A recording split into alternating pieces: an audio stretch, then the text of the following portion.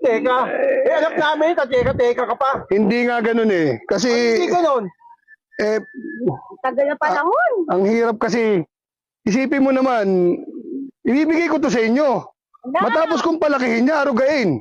Pinag-aaral ko, dinamitan ko. Ngayon, malaki na kukunin nyo. Samantalang, wala nga kayo ni Singkong binigay dito. Basta pagkaluwal yun, nagsilayas na kayo. Ang ganda ng usapan natin noon. Hindi mo anak yan. Usapan natin noon, pag aalagaan namin, sandali lang kayo at kayo na kailangan Hindi may... ba nag-abroad ako, nakiusap naman ako sa'yo na dyan mo na yung anak Oo ko. nga, ayun na nga. Ako, kahit magkapayod tayo, kuya, di ba? Anong oras, anong panahon na? Naku, Malaki na to. Nung nagtayan, nandiyan ba kayo?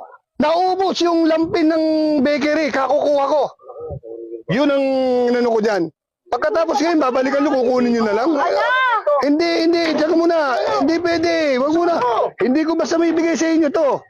Aba, sayang na. si Mami. Papayag ka ba na ibibigay kita rin? Samantala ako na pala, ako ang kilala mong tatay. Hindi po pwede ang ganyan.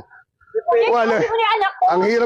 Ang hirap naman kasi sa inyo eh. Hindi nyo naiintindihan ang nangyayari. Ito, nalason to. Ilang beses to nalason, kakakain ng kung ano-ano dyan sa kalsada. Nagtay lang. Ang tibay ng sikmura nito, pinatibay ko to. Hindi ko to pinaiinom ng mga bear brand. Dami nyo naman sumbat. Hindi. Ang laki ng gastos ko rito pagkatapos ganito. Isipin nyo naman, tumirik ang mata niya, nagkumbulsyon yan, ilang beses yan. Hanggang ngayon, tirik pa rin ang mata niya. Pero hindi ko, nako.